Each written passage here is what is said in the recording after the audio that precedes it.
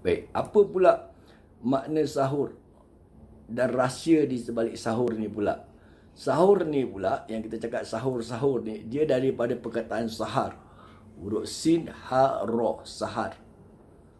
Itu adalah perkataan sahur sebenarnya, asal kata perkataan sahur.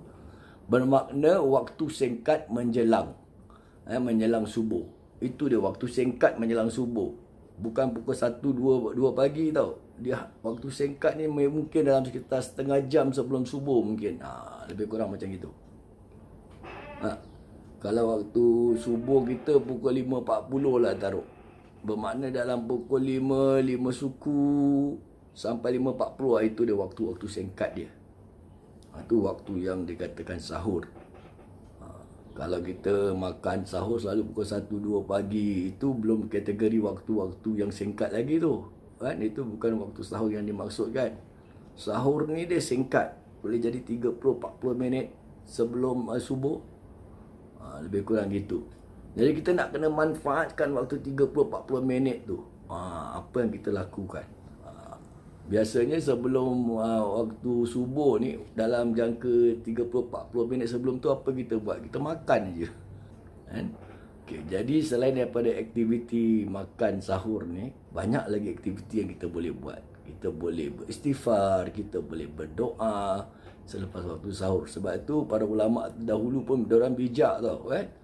Bijaknya apa? Dia buatkan had pula. Lepas makan dia kasih tempoh masa 10-15 minit, dia kenali sebagai waktu imsak. Imsak ni untuk apa? Maknanya dah habis makan, kita buat persediaan nak solat subuh kan. Dah gosok gigi, dah apa, nak tunggu subuh. Itu dia waktu yang hampir dengan subuh tu. Kita banyakkan berdoa, banyakkan beristighfar. Inilah kelebihan imsak sebenarnya. Diorang cakap waktu puasa ni bermula daripada subuh. Betul, semua orang tahu bermula dari subuh hingga maghrib. Bermula daripada terbitnya fajar sadiq, yakni waktu subuh, hingga terbenamnya matahari, yang dikenali sebagai waktu maghrib. Itu kita faham.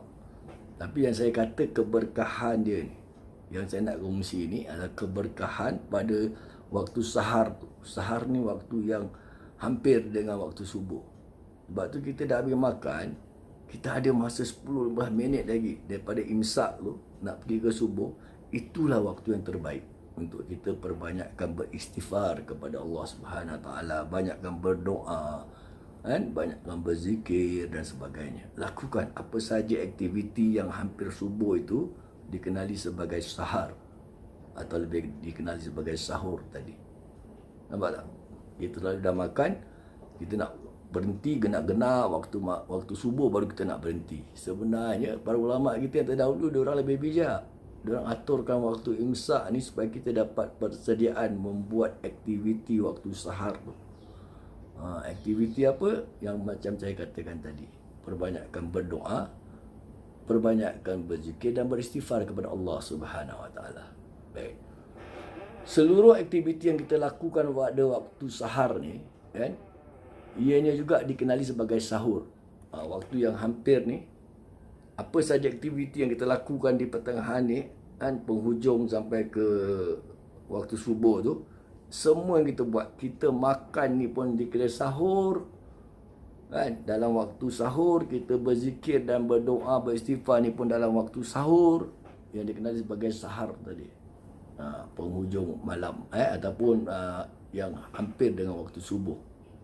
Ini dia berkait dengan ayat yang ke-18 pula, dengan ayat yang berbunyi wabil asharihum yastaghfirun. Apa maksud wabil ashari? Ashari ni apa perkataan sahar.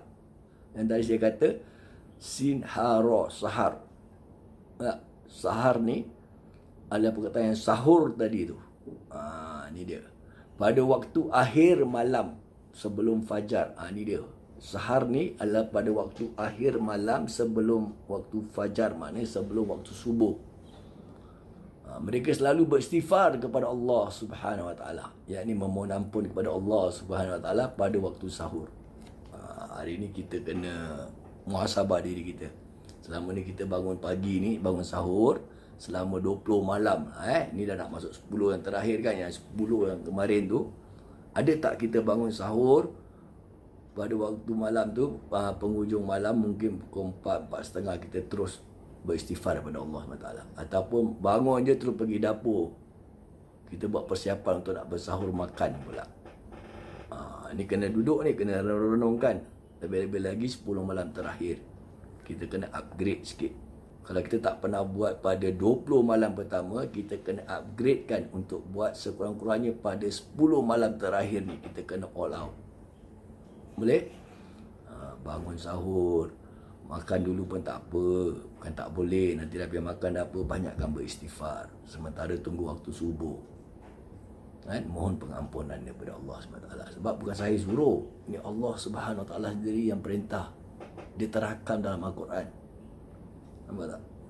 Surah Az-Zariyat ni tadi, ayat ke-18. Awak rujuklah mana-mana kitab tafsir ke terjemahan tentang ayat ini. Ini adalah perintah daripada Allah SWT. Tapi kita rugilah.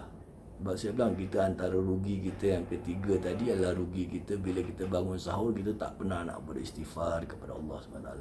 Kita tak pernah nak berdoa kepada Allah SWT. Rugi. Sebab apa? Sebab Nabi suruh kita berdoa. Nabi kata apa tadi dalam hadis kursi yang tadi saya telah bacakan tadi? Allah akan turun ke langit dunia. Maknanya rahmat Allah akan turun ke langit dunia ni. Maknanya dia makin hampir dengan kita, rahmat Allah ni. Tapi kita tak nak capai pula rahmat tu. Itu yang rugi. Cara mencapainya apa tadi Allah bilang dalam hadis kursi tu?